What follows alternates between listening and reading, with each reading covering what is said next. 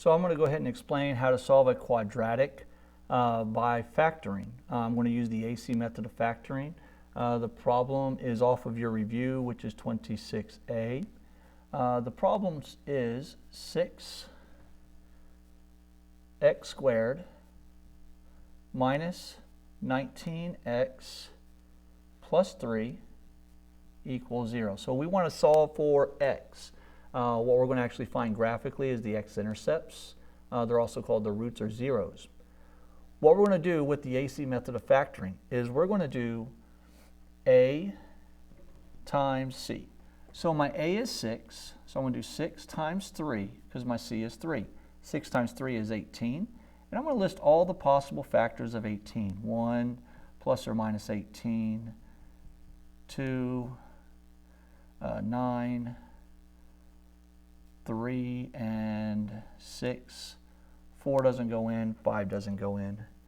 All right, from here, we're going to look for what combination here will add up to my b, which is negative 19. Well, that's going to be a negative 1 and a negative 18. So what I'm going to do is I'm going to uncombine my middle term. So I'm still going to have my 6x squared. I'm going to still have that, but I'm going to break this one up right here into these two factors. So I'm going to do a negative x, which is negative 1x, minus 18x, and then I still have my plus 3. And that's still going to equal 0. Now what we're going to do is we're going to group. Now, if you notice how I group, I'm going to put a plus sign right there because we actually add negative numbers.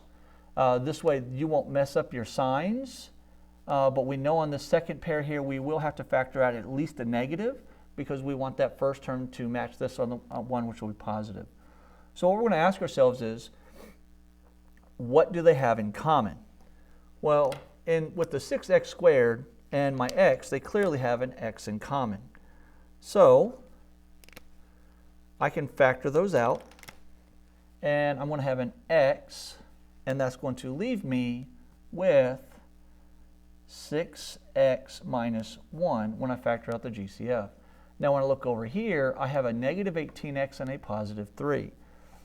Well, I'm going to take the negative out for sure, and then I'm going to take a 3 out because the greatest common factor between 18x and 3 is just simply 3, and that's going to leave me with 6x minus 1, and of course that's still going to equal 0.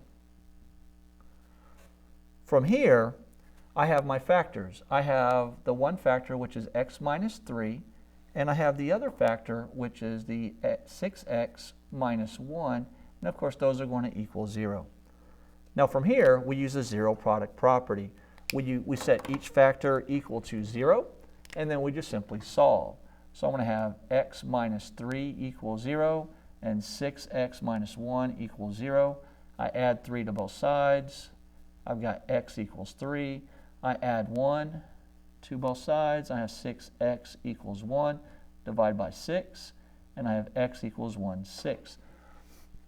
Therefore, x equals my 1/2 and my 3.